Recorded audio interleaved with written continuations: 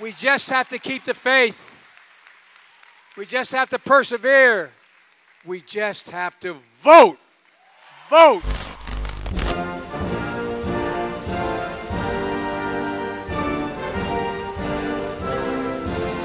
Le 8 novembre prochain, des millions d'Américains sont appelés aux urnes pour les élections de mi-mandat, les fameuses midterms. 2 ans après la victoire de Joe Biden face à Donald Trump, les électeurs sont invités à voter pour renouveler la Chambre des représentants et plus d'un tiers du Sénat.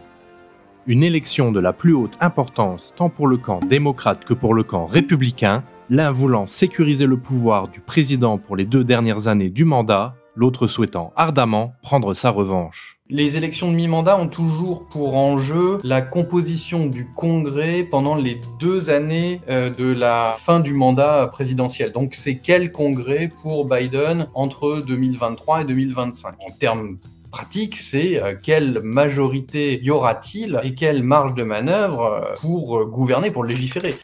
C'est aussi l'occasion pour différentes villes et comtés de voter pour des référendums d'initiative populaire ou pour renouveler divers fonctionnaires locaux.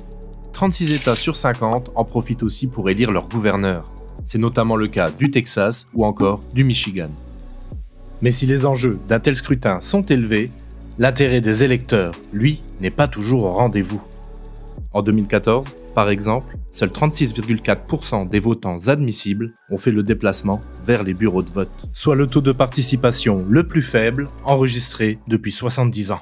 Ça intéresse pas grand monde. En 2014 en particulier, on avait atteint des chiffres de participation qui étaient particulièrement inquiétants, qui avaient suscité un débat, des tribunes pour savoir s'il fallait que le jour de l'élection soit un jour férié parce qu'il y avait un problème de démocratie. Ça n'intéressait pas les électeurs en général et ça n'intéressait pas en particulier les jeunes. Ce qui n'a en soi rien de surprenant. D'une manière générale, les élections de mi-mandat ont toujours été plus faiblement suivies que l'élection présidentielle outre-Atlantique. Enfin, ça, c'était avant l'arrivée de Donald Trump. Will you please like me?